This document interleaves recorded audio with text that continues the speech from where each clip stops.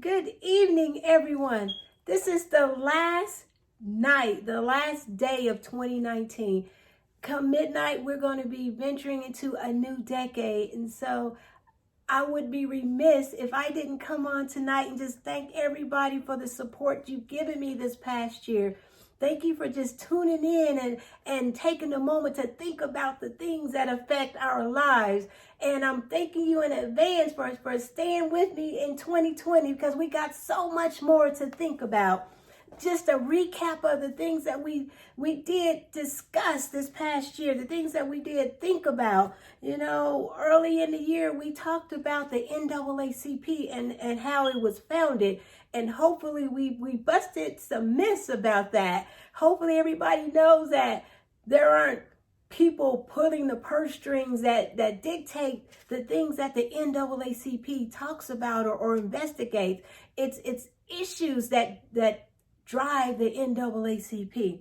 We talked about Albert Wilson earlier in the year. We talked about the fact that young man received 12 years in prison for being accused of something that when they went to court, the evidence was so sketchy. And so myself and so many others think that young man deserves another trial. And so I know that things are being worked on in the background, but we as citizens, we that care about the issue, we have to keep talking about it. We have to make sure that the name Albert Wilson is on everybody's tongue and everybody's memory because that young man deserves another trial. We talked about the importance of voting, the whole impeachment process that's coming up with the whistleblower, and voting is the underlying issue with all of that stuff, even with the Albert Wilson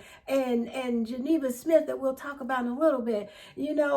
Elections are how judges are picked. Elections are how we get DAs. And if we don't participate in the process, maybe we get some unfair judges or maybe we get some unfair DAs. So we have to start engaging in the entire process. Don't just think about the presidential race, but as we can see, those that did not partake, this is what we get. We got a president that is in the impeachment process. He's already gone halfway through it. The House has moved articles forward for impeachment, and now it's over in the Senate. And so we have to take voting a little bit more serious so that we can kind of maybe stop some of these bad apples from getting into office and just doing things that they want to do. We talked about gentrification versus development. When an entire community outlook is changed, is that really development?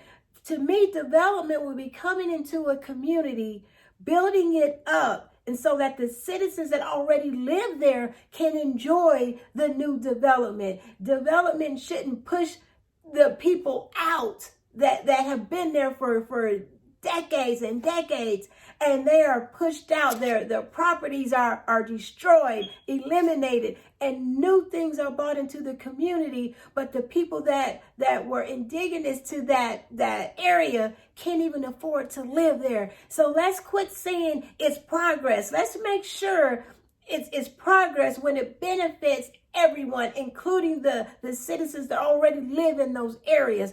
And when I talked about earlier, when we lost the bank, when Commerce Bank left a community, when Dillon's pulled out of the community a few years ago, when Quick Trip closed its doors, when you don't have thriving businesses, a thriving bank, that means the community is dying, right? And when the community dies, it makes it easier for this development to occur. So let's not just turn a blind eye to what's going on. Let's really be involved and let's really take a look at the things that are going on in our communities, because we know Harlem doesn't look like it used to look.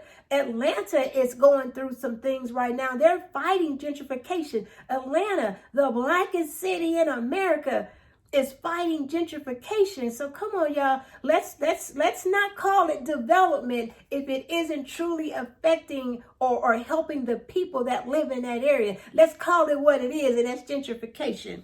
You know, we talked about Kanye West and the fact that he found spirituality. And I always say you can judge a tree by the fruit that it bears. So let's just wait and see what kind of fruit Kanye is bearing. And while we're waiting on Kanye, let's take a look at the fruit that we're bearing our own selves, right?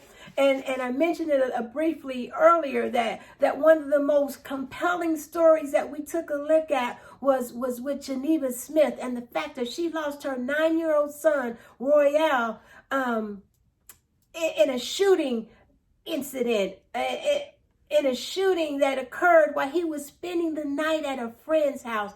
He and another young man, another little boy, 14-year-old, shot this 9-year-old boy, y'all. If you're able to get into your parents' gun cabinet, pull the gun out and kill somebody, there ought to be some repercussions for that. And nothing happened in that case. And so we are just hoping and praying and hoping that the DA here takes another look at the evidence and brings some type of charges forward so that there is justice in the Royale case.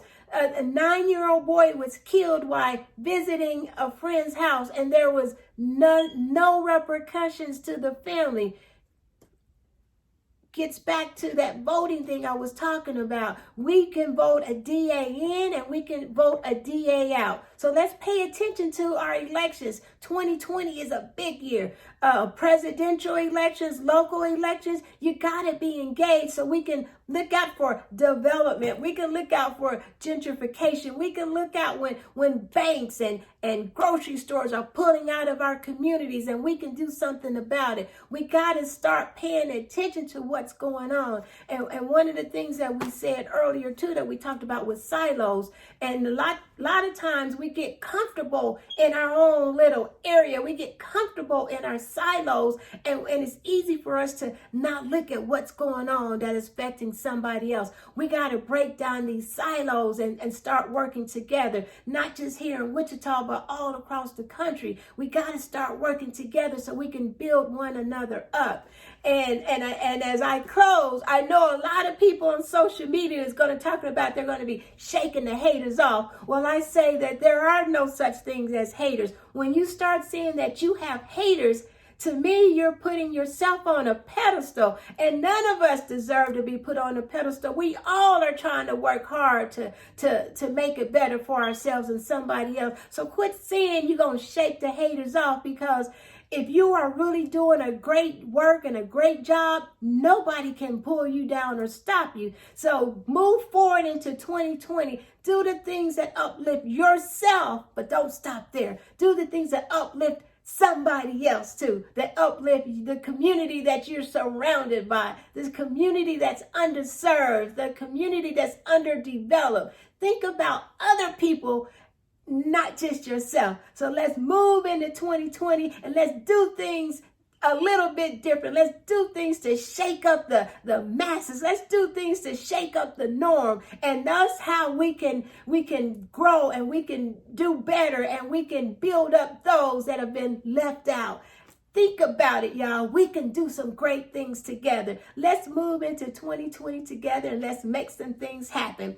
Think about it. And I want you to have a great night, and I want you to have a great year.